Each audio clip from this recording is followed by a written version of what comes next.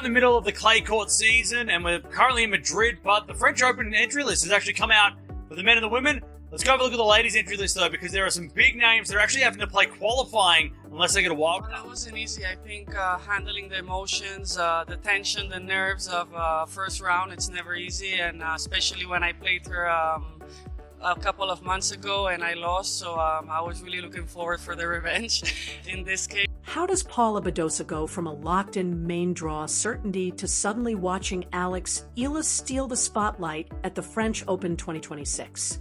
One moment, everything looked predictable, safe, expected, under control. And the next, the entire script flipped into complete chaos, leaving fans stunned and the tennis world buzzing with questions.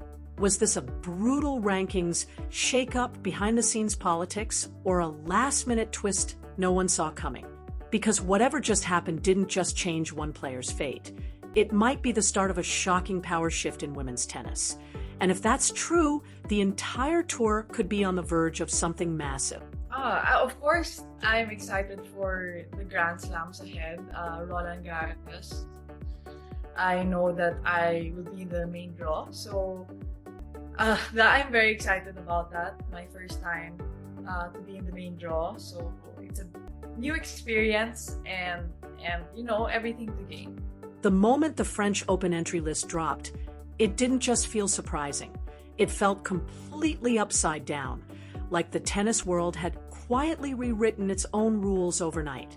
And right at the center of that shock sat Paula Badosa, staring at a reality she likely never expected to face this early. Meanwhile, Eala stepped in with almost effortless timing, sliding into a position that usually demands years of grinding, relentless consistency, and ranking battles. It wasn't just unexpected. It was a stunning shift in momentum, the kind that leaves fans questioning everything they thought they understood about how this sport really works. Alexandra Eala is selling out stadiums whether she's playing singles or doubles, tournaments where the fan attendance wasn't that high in previous years. If I was a tournament director, I would do anything for her to be at my tournament. I'd also make sure that she's on schedule every day, so doubles and singles, because then people come to watch Alex and then stay for more tennis. But yeah, you can see it in the crowd numbers whether Alex is playing or not. The Filipinos are showing up for their girl, and I love it. Now, this is where the story takes a controversial and electrifying turn. The main draw for the French Open 2026 didn't just include Eala. It handed her a direct entry, completely bypassing the brutal, unforgiving qualifying rounds. These are the same rounds where seasoned professionals battle through match after match, fighting for survival, just to earn a single spot among the elite. And yet, while others were grinding under pressure, the young Filipina star was already there, seated at the table without the scars of that fight. It's the kind of move that sparks debate, raises eyebrows, and leaves fans asking the big question: how did this happen, and what does it mean for the future of the game? In Miami, you love playing in Miami. I like it. I love it, especially because of the fans.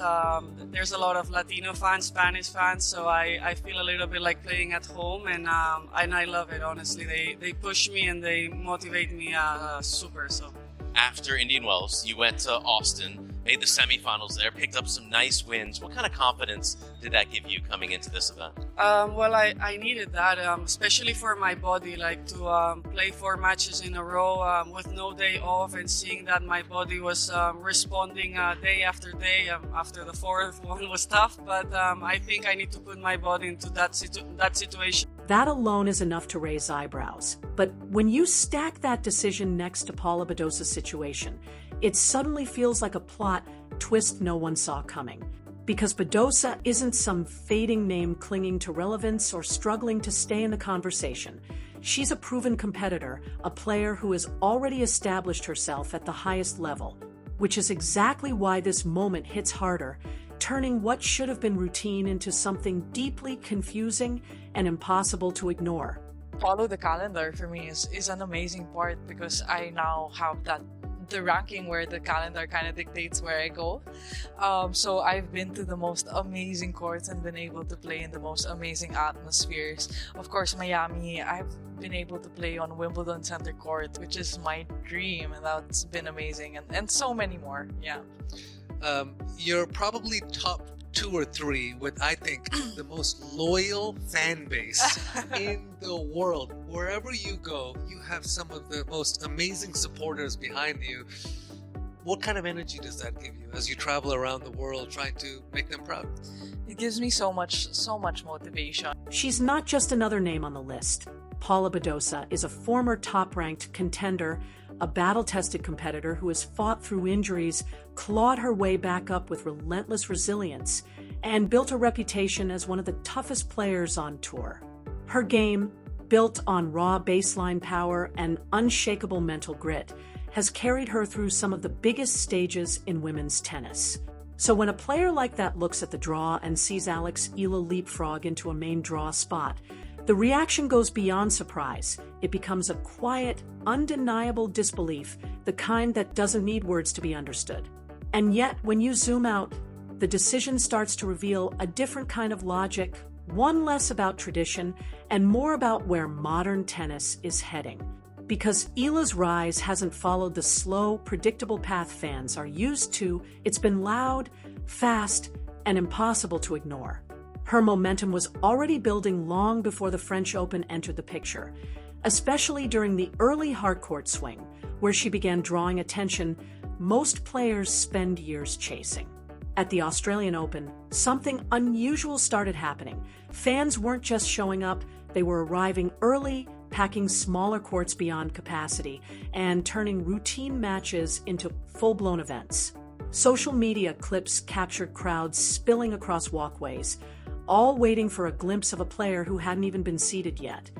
And that's when it became clear this wasn't just a rise, it was a movement. 8 waves. I mean, she's an inspiration for an entire nation and truly fights for every point to kind of spread that inspiration beyond tennis. She does such a good job. She's a superstar, right? Yeah. And she handles that so well. Looks like she embraces it. She never seems to look too nervous, in my opinion. I feel like she likes when the Filipino crowds swarm the court. She shows them so much love, shows the world so much love. So it's nice to see a player so young and so talented as herself actually kind of handle all that pressure in such a positive way.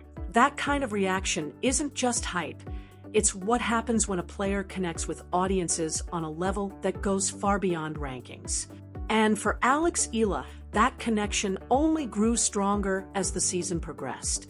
By the time the tour reached the Miami Open, she wasn't just a curiosity anymore. She had become the storyline. Her performance there marked a true turning point, not because she suddenly became flawless, but because she became fearless. Her shot selection sharpened, her movement gained confidence, and most importantly, her willingness to attack elite opponents signaled a complete shift in mentality. It answered the one question critics always throw at rising stars: can they really compete when it matters? And just like that, the narrative flipped. She wasn't promising anymore, she was dangerous. Even at the Indian Wells Open, where she didn't dominate the field, she showed something arguably more valuable than wins: real growth. Analysts began highlighting her improved tactical awareness, her ability to construct points instead of reacting to them, and her growing composure under pressure, proving that this rise isn't just fast, it's real and evolving.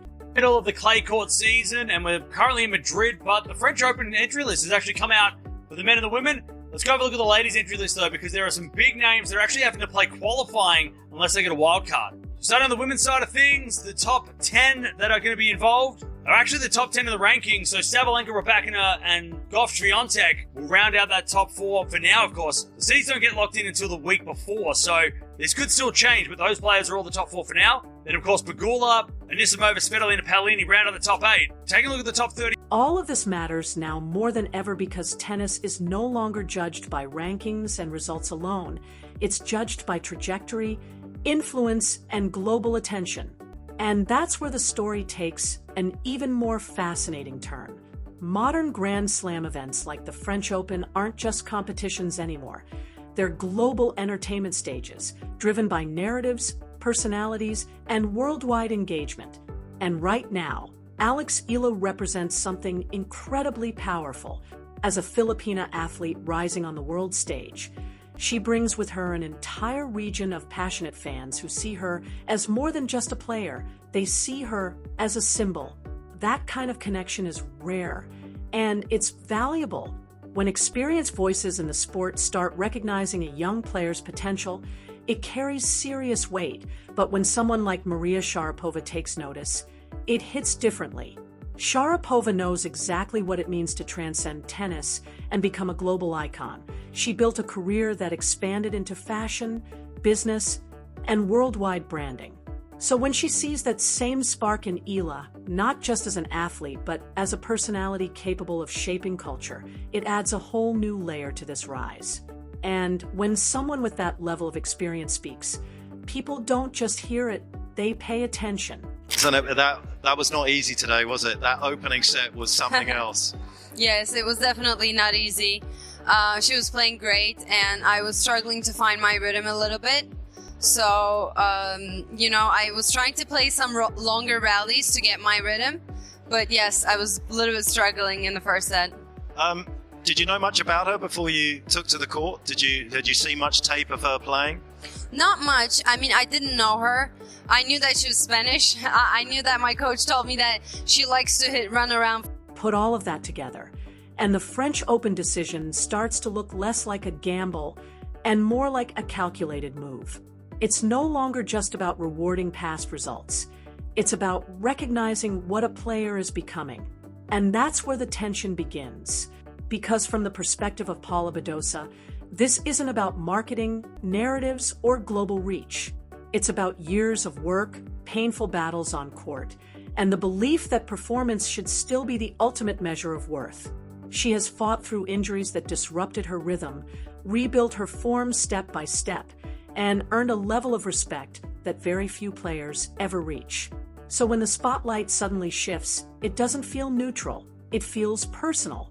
The headlines are no longer centered on her comeback, they're focused on someone else's arrival. And right now, that spotlight belongs to Alex Eala. She carries the momentum of a rising star, powered by performances that keep drawing attention, along with the kind of global appeal tournaments are increasingly chasing. But her story isn't flawless, and that's exactly what makes it compelling. Her season has also included inconsistency, matches where her level dipped, and moments where inexperience clearly showed. Yet, even those imperfections add to the narrative, making her rise feel less like a finished product and more like something still unfolding in real time, unpredictable, unfinished, and impossible to ignore. I'm out of the 2026 Australian Open, where there were extraordinary scenes this morning as Filipino player Alexandra Eala was greeted by hundreds of Filipino fans during her practice session out the back of Melbourne Park. Eala is number 49 in the world, and she's really captivated the hearts and minds of the Filipino community here in Melbourne after she became the first Filipino player to win a Grand Slam match at the US Open in 2025. But instead of weakening her appeal, those imperfections make Alex Eala's journey feel real, something fans can actually invest in because they're not watching a finished product. They're watching a player evolve in real time, point by point, match by match. And now the stage shifts to clay, where everything changes again at the French Open. Clay is not forgiving. It demands patience, endurance, and a level of mental resilience that can break even the most experienced players. Long rallies turn into pure battles of willpower, and matches can swing on a single moment of lost focus. For Eala, stepping into this environment as a main draw player changes everything psychologically. She is no longer fighting just to get into the tournament. Now she is expected to compete, survive, and deliver. That expectation becomes both an opportunity and a burden. Reports suggest her preparation has intensified, with a strong focus on adapting her game to clay. Improved movement, smarter shot selection, and elite-level physical conditioning. Because on this surface, talent alone is not enough. Discipline decides everything. And this is what makes the broader narrative so powerful. These are the kinds of performances that shape entire seasons, influence sponsorship opportunities, and define how a player is seen on the global stage. So imagine that pressure, that spotlight, that expectation, all landing on a player already surrounded by growing attention. The result wouldn't just be noticeable, it would be explosive. Vibes. You talk about this being a global sport. How about the Filipino fans? For Alex, Eala has become an absolute phenomenon on the courts. This is an early Verizon vantage point on TC Live. Everywhere she goes, she gets swarmed by her fans, Coco. Swarmed is right, Steve. And look, this is the great thing. The security guard fumbled the rope, and that was almost the worst part of the event. But you can get as close and personal with your favorite players, and that's why I always say this event, the BNP Paribas Open, is the best fan experience you could possibly. Which brings everything back to the question quietly hanging over the entire situation. Is this the beginning of a real power shift in women's tennis, where rising stars like Alex, Eala start redefining the hierarchy? Or is it simply another wave of hype that eventually settles back into the established order? And perhaps even more intriguing, how will players like Paula Badosa respond to this new reality, where reputation alone is no longer enough to command the spotlight? Because one thing is certain, the decision has already been made. The stage is set, and whether people agree with it or not, the future has already stepped into the present. Now, the only question left is whether Eala will justify the faith placed in her by delivering on the biggest clay court stage in the world at the French Open, or whether the weight of expectation will expose just how difficult it is to turn potential into legacy while the entire tennis world is watching.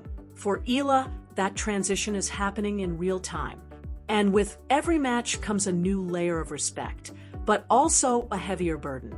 Because now every opponent steps on court with one goal: to stop the momentum, to end the story, and to prove that hype alone doesn't win matches. Felt great. I think the intensity was really high throughout the whole match, so I'm really happy to have been able to pull through. Yeah. You were fantastic on your serve today. You won 76% for serve points, saved 5 out of 6 break points, so you put yourself in good position. What did you do particularly well on your service games? I think that was one of the things going into the match that I really had to focus on, was a good percentage of first serves. I know Anastasia is a big hitter, so I think that helped with my match today. And in tennis, rising stars often discover that their toughest battles aren't against the top seeds, but against the players ranked just below them. French Open is where that reality becomes unavoidable. These are opponents with enough experience to expose inconsistency and enough motivation to silence any hype. And for Alex, Eala, this is where the tournament stops being just another event and becomes something far more personal, a test of identity. Her aggressive instincts have powered much of her recent rise, but clay demands something more refined. The challenge now is balance, knowing when to attack and when to construct points with patience and discipline. If she finds that balance, she becomes extremely difficult to contain. But if she doesn't, the same aggression that earns her headlines can just as quickly start costing her matches. Meanwhile, for Paula Badosa, this moment carries a different kind of weight, because nothing fuels a seasoned competitor more than feeling overlooked. And that's where the real tension begins, not in rankings or predictions, but in collision. When the hunger of a rising star meets the pride of an established player who refuses to fade quietly, tennis becomes unpredictable. Matches stop being routine contests and start becoming statements, moments where momentum shifts, narratives break, and entire careers can pivot in a matter of hours. And then there's the crowd factor, something that seems to follow her wherever she goes. The French Open is known for its passionate, unpredictable atmosphere, where momentum can shift as much from the stands as from the baseline. And if her earlier tournaments are any indication, Alex, Eala won't be stepping onto quiet courts. Energy builds quickly around players who bring emotion, and she has already shown the rare ability to connect with fans in a way that turns matches into full-scale experiences. But at this level, it's not just about feeding off that energy, it's about controlling it. Because the moment you're placed directly into a grand slam main draw, especially one as demanding as Roland Garros, expectations don't gradually arrive. They hit instantly, and they stay with you from the first serve to the final point. Every rally becomes heavier. Every mistake becomes louder. Every opportunity becomes pressure. And somewhere in Paris, as the clay courts prepare to host another chapter of tennis history, one question continues to linger beneath all the noise. Will this be remembered as the tournament where a new star truly announced herself to the world? Or will it become another reminder of just how ruthless the climb to the top can be, when potential finally collides with reality under the brightest spotlight in tennis?